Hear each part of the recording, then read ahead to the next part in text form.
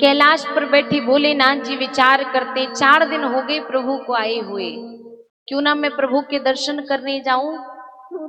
बोले प्रेमियों, जैसा स्वरूप था उसी स्वरूप में चल दिए। बोले नंद बाबा जी के द्वार पर जाकर के खड़े हो गए। कहते नंद बाबा जी के द्वार से कुछ सखियां बाहर निकली। आज उन सखियों की दृष्टि पड़ी है बाबा जी पर। प्रेमियों, यशोदा मैया संतों का बड़ा सम्मान करती थी। यदि द्वार पर कोई संत आ जाए ना प्रेमियों, वो खाली हाथ नहीं जा सकता था। सखियों को पता चला कि अभी 4 दिन पहले यशोदा जी ने बालक को जन्म दिया, आज 4 दिन बाद संत आ गई, अवश्य यशोदा जी को यह सूचना देनी चाहिए। बोले भागी भागी सखियां गई, यशोदा जी को सूचना दी कि आपके द्वार पर संत पधारे हैं। यशोदा मैया प्रेमियों विचार करिए, हमसे कोई कहेगा कि द्वार पर संत आए तो क्या विचार करेंगे? भगवा वस्त्र धारण करे होंगे, माथे पर तिलक लगाया होगा, इस प्रकार का संत स्वरूप। यशोदा मैया भागी भागी गई, द्वार के बाहर से ही देखती है। क्या देखती है? बोले संत का वेश कैसा है? मृगछाला पहनी है, गले में अनेक सर्प लदे हैं, कानों में बिच्छू लदे, मस्तक पर जटा बनाई है। आज बोले अभी तो भागी भागी जा रही, अब रुक गई, देख करके घबरा गई। बोले दूर से जहां पर द्वार में खड़ी थी वहीं से पूछती है, हे संत जी आप बताइए मैं आपको क्या दे सकती हूँ? अभी 4 दिन पहले मेरे घर में लाला हुआ है, आप आज जो मांगोगी वो मैं आपको भेंट करूंगी। भोलेनाथ जी ने सुना। भोलेनाथ जी कहते हैं देवी आज मैं आपसे अधिक कुछ मांगने नहीं आया, अगर यदि आपको कुछ देना है तो आप क्या करिए,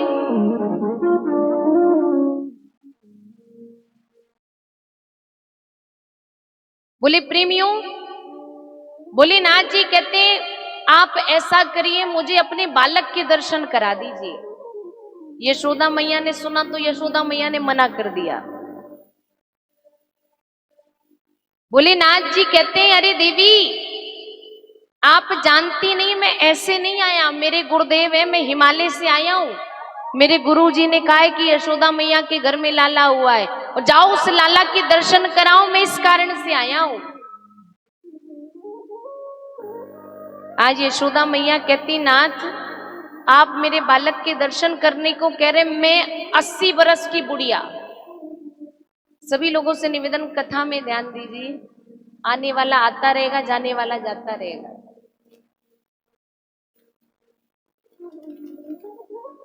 बोले प्रेमियों,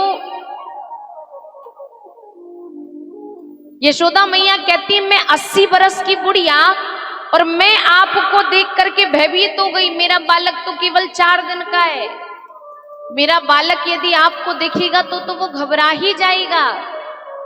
यशोदा मैया ने मना कर दिया। भोलेनाथ जी कहते हैं देवी यदि आप हमें कुछ देना चाहती हैं तो हमें केवल दर्शन ही करने, दर्शन के सिवा हमें कुछ नहीं चाहिए। यशोदा मैया ने मना कर दिया, साफ मैं आपको अपने बालक के दर्शन नहीं करा सकती। भोलेनाथ जी विचार करते प्रेम से बात तो बनी नहीं, चलो क्रोध करके देख लेते हैं। भोलेनाथ जी कहते हैं देवी यदि आपने दर्शन नहीं कराए तो मैं यहीं पर समाधि लगा करके बैठ जाऊंगा। अभी तक तो यशोदा जी प्रेम से बात कर रही।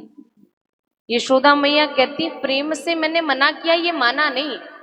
यशोदा मैया कहती है अरे बाबा तू मोको जाने ना है, मैं ब्रिज की पक्की डोकरी, तू यहाँ समाधि लगाकर बैठा भी रहेगा ना तब भी तो को मैं मेरे लालाई के दर्शन नहीं कराऊंगी। बोले प्रेमियों इस प्रकार कह करके यशोदा जी ने पट बंद कर दिया और क्रोध में भीतर चली गई। सखियों से कह दिया कोई भी इस द्वार को नहीं खोलेगा। कहते प्रेमियों 85 चौक का भवन है यशोदा जी का, छोटा मोटा भवन नहीं है, 9 लाख गायें। आज बोले बाबा इस द्वार से हम आना जाना ही बंद कर देंगे, अन्य द्वार खोल लेंगे। आज बोले भोलेनाथ जी द्वार पर बैठे निवेदन करने लगे, नाथ मैंने तो खूब प्रयत्न कर लिया लेकिन अब आपके हाथ में है, अब आप ही कुछ करिए। मेरा तो काम केवल इतना है कि मैं आपके द्वार तक आ जाऊं। भक्त केवल आपके द्वार तक आ सकता है, कृपा करना आपका ही काम है। द्वार पर बैठ गए समाधि लगा करके। भोलेनाथ जी ने जैसे पुकार लगाई, प्रभु तक पुकार पहुंच गई। आज बोले प्रेमियों, मेरे प्रभु ने रुदन करना प्रारंभ कर दिया, जोर जोर से रोने लग गए। यशोदा मैया विचार करती, जाने बालक को क्या हो गया, 4 दिन का हुआ, 4 दिनों से तो आज तक कभी नहीं रोया। यशोदा मैया घबरा गई, क्योंकि 80 वर्ष की आयु में बालक को पाया है। बालक थोड़ा सा रुदन कर देता है, मां घबरा जाती है। आज बोले रुदन सुन करके ना आस पड़ोस की सखियां भी आ गई। अरे यशोदा, क्या बात है, लाला को इतना रुबा काहे के ले रही है। यशोदा जी कहती, अरे सखी तुमको मैं क्या बताऊं, जाने ऐसी क्या बात भई कि मेरो लाला इतना रुदन कर रहे हो। सखी कहती, कई यशोदा तेने कछु दूध नहीं पीवाओ का। यशोदा जी कहती, सब कर लिया, खिलौने दे दिए, दूध पिला दिया, लेकिन फिर भी बालक रुदन कर रहा है। प्रभु और अधिक रोने लग गए। एक सखी कहती, यशोदा मुझे तो ऐसा लग रहा है कि तेरे बालक के सिर पर कोई भूतनी बैठ गई है। आज बोले, अब तो यशोदा मैया घबरा गई, भूतनी बैठ गई, अरे ये कैसे मेरे लाला के सिर से जाएगी। सखी कहती, अभी मैं किसी संत को खोज करके आती हूँ, कोई बाबा ही तेरे लाला के सिर से इस भूतनी को उतारेगा। बोले सखी चल दी। अब जा तो दूर रही थी खोजने, लेकिन द्वार पर ही बाबा जी मिल गए। आज वो सखी कहती, अरे बाबा जी जे बताओ, कुछ तंत्र मंत्र आता है क्या। भोलेनाथ जी कहते, बात क्या है पहले ये तो बताओ। आज बोले वो सखी कहती, हमारी यशोदा जी का 4 दिन का बालक है, और मुंह को तो ऐसो लग रहा हो कि वाके सिर पर कोई भूतनी आकर बैठ गई। बाबा जी ये बताओ, कुछ तंत्र मंत्र जानते हो। भोलेनाथ जी कहते, मैं ऐसा वैसा संत नहीं हूं, हिमालय से शिक्षा लेकर के आया हूं, बड़ी से बड़ी भूतनी को भी पल भर में भगा दो, तुम ले तो चलो मुझे। बोले वो सखी भागी भागी गई। अरे यशोदा, तेरे लाला के बड़े भाग्य हैं, मैं तो दूर जा रही थी बाबा को खोजने, लेकिन बाबा द्वार पर ही बैठा मिल गया। यशोदा जी कहती, कौन वो बाबा, वाय मैं तो अभी सुना के आई हूं, बार बार जिद कर रहा था, मुंह को तो ऐसो लग रहे हो कि अब बाबा ने कछु टोटका किया है मेरे लाला पर, बाबा ने कछु तंत्र किया है। सखी कहती है, यशोदा ये बता, तो को तेरे पूत प्यारो है कि तो को तेरो घमंड प्यारो है। अब ये बता दे, तू पूत प्यारा है तो ले चल, और घमंड प्यारा है तो यहीं बैठी रहे। यशोदा जी कहती, प्यारो तो मुको मेरो पूत ही है। सखी कहती, यदि पूत प्यारा है तो चल, ले चल मेरे साथ। बोले प्रेमियों, यशोदा मैया को अभी भी विश्वास नहीं है। यशोदा मैया ने क्या किया, लाला को काले कपड़े में लपेट लिया। बोले काले कपड़े में लपेटा, हाथों में नींबू और मिर्च रख लिया। बोले अब चलिए लेकर के, यदि ठीक ना कर पाए तो कहीं ऐसा ना हो नजर लगा दे। बोले अब लेकर के चलिए। गई, द्वार पर ही खड़ी हो गई, बाबा जो जो करना है वहीं दूर से कर, पास नहीं लाऊंगी मेरे लाला को।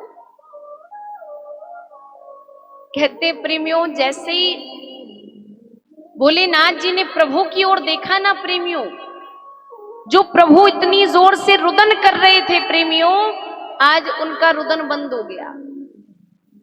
यशोदा जी मन में विचार करती, अवश्य बाबा में कोई ना कोई शक्ति तो है, ये बाबा ऐसा वैसा नहीं है।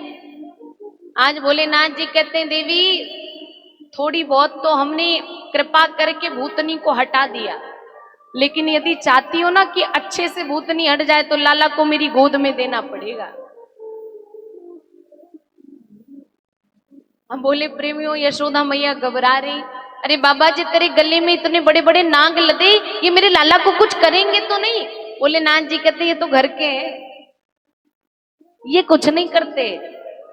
बोले घबराते घबराते यशोदा जी ने लाला को किसकी गोद में दिया, भोलेनाथ जी की। बोले गोद में दिया आज जैसे ही भक्त और भगवान का मिलन हुआ, प्रेमियों, वो प्रभु जो शांत बैठे थे भोलेनाथ जी की गोद में जाकर के खिलखिला करके हंसने लग गए, जोर जोर से मुस्कुराने लग गए। बोले प्रेमियों, भोलेनाथ जी ने आनंद से दर्शन करे। बोले अब दर्शन करके भोलेनाथ जी जाने की आज्ञा मांगने लगे।